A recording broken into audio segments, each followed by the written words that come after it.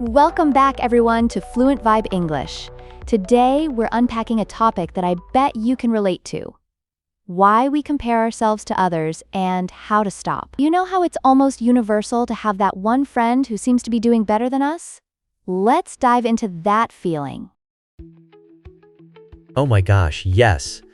Every time I'm scrolling through social media, it's like watching a highlight reel of perfect lives. Sometimes I think, why can't I just have that? Exactly. The comparison trap is real, especially with social media showcasing only the best moments. It almost feels like an instinct, wouldn't you agree? Right, so, what are some common triggers that make us feel this way? Like, what gets us comparing in the first place? Great question. One major trigger is definitely social media. It presents a curated version of life. Picture this. You see a friend's dreamy vacation photos, and it's hard not to feel like, ugh, I'm stuck in my cubicle. Oh, totally. It's like, do they even work? I went to the beach just one day last summer, and I felt like a superstar. Does that even compare? Laughs. Haha, exactly. Those photos can really shake our self-esteem. But remember, social media is often just a highlight reel, excluding everyday challenges. Interesting point. So are you suggesting we should take a step back and evaluate our own lives instead? Absolutely. Practicing gratitude can work wonders. Instead of diving into Instagram and feeling bad, what if you created a gratitude list? Think about an accomplishment you're proud of. Oh, wow.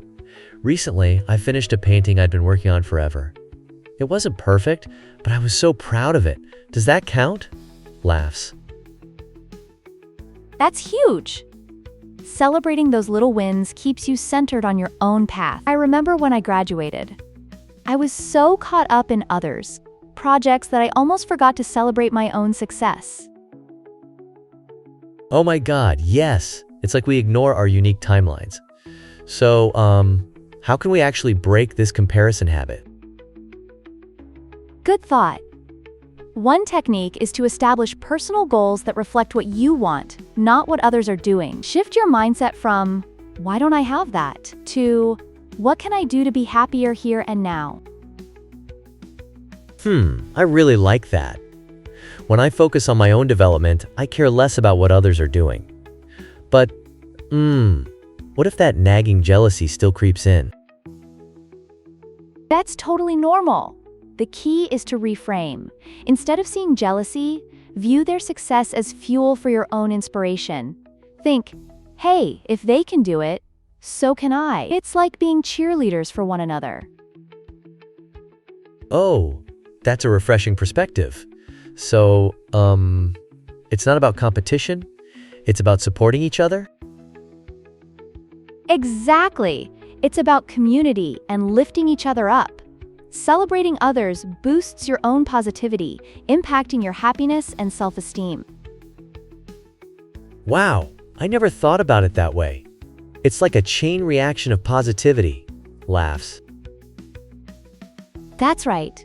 When you genuinely cheer for others, that energy comes back around. Plus, it reshapes your internal dialogue, turning, why can't I do that, into, what steps can I take today to improve?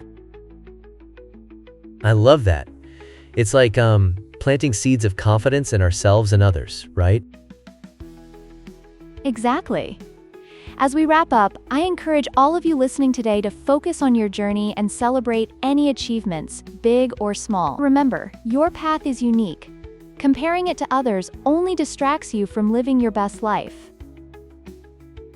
Yes, let's all strive to be more mindful and kind to ourselves and one another. It's such an exciting journey we're all on. Absolutely. Thank you for tuning in, everyone. Until next time, stay confident and keep vibing. Bye for now.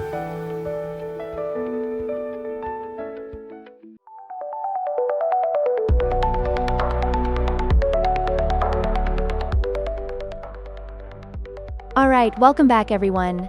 Today, we're diving into a topic that's not only fascinating, but often overlooked: the hidden costs of success. You might think, oh, success is all about the glitz and glamour. But there's so much more to it. Success frequently comes with real sacrifices. Like when you hear stories about people who've made it big, they rarely bring up the sleepless nights or the relationships that get strained along the way. Oh wow, I've definitely noticed that. So what kinds of sacrifices are we talking about? I mean, are we talking relationship stuff? Do people lose touch with friends or have family issues? Exactly. I remember a friend of mine who, after landing a huge promotion, basically vanished. He began working 80-hour weeks. And his friends were like, "Hey, where'd he go?" It's not that he didn't love us anymore. It's just that he felt he had to choose between his job and his social life. Wow, that sounds intense. So, is there a common pattern? I mean, I've heard about successful people like Elon Musk saying he works a ton. And I just wonder if they, ever notice that their relationships are going south? That's a great point. Many don't realize it until, it's almost too late. It's similar to that boiling frog metaphor. If you throw a frog into boiling water, it'll jump out. But if you place it in cool water and heat it gradually, it'll stay put and eventually boil to death. We often don't see how much we're sacrificing in our quest for success until it's glaringly obvious. Whoa, that's such an eye-opening analogy. So, what about mental health? I mean, success sounds amazing, but it can't be all sunshine and rainbows, right? Absolutely. Mental health is a huge aspect to consider. Many high achievers face burnout or anxiety because the pressure to maintain their success is relentless. I knew someone who achieved their dream job but ended up battling severe anxiety. It's like they reached the mountain's peak, only to discover it was a cliff. Oh man, that's heartbreaking. So how do people balance that? I mean, do they ever find ways to, maintain those relationships and cope with stress? Right. Some find it helpful to create boundaries.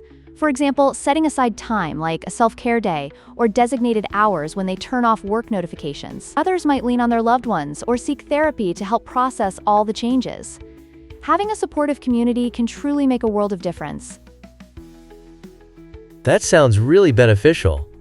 I've heard people talk about work-life balance, but it seems harder than it sounds. Is it realistic for everyone to find that balance? It can be tough, for sure. But, finding balance is personal. What works for one person might not work for another. It's like cooking. Some people love spicy food, while others can't handle even a bit. It really depends on what fulfills you. Huh! That's a fun analogy. So, maybe it's not just about cutting back on work, but also, enhancing the quality of the personal time they have, right? Absolutely. Quality over quantity. You could spend one amazing, connected hour with loved ones that feels far more fulfilling than several distracted hours where you're not fully present. Got it. So instead of just, doing less work, it's about, enriching life outside of work too? That seems so manageable. Exactly. And listeners, if you're pursuing success, remember it's the journey that counts. It's about creating memories, nurturing relationships, and being mindful of your mental health. Success is multifaceted, not just about the destination. Love it. So can you give us a tip for anyone who's just starting out? What should they keep in mind? Sure. I'd say always check in with yourself. Ask questions like, is this what I truly want? Quote, or what am I willing to sacrifice? It's crucial to redefine success on your own terms. Don't let society or others dictate what it should look like for you. Wow, that really strikes a chord. It's almost like a personalized compass guiding them through their journey, right? Exactly. Just like a compass helps travelers find their way, understanding your values can lead you to your unique version of success. Haha, this is such a great conversation. I can't wait to apply this. Thanks for sharing all these amazing insights.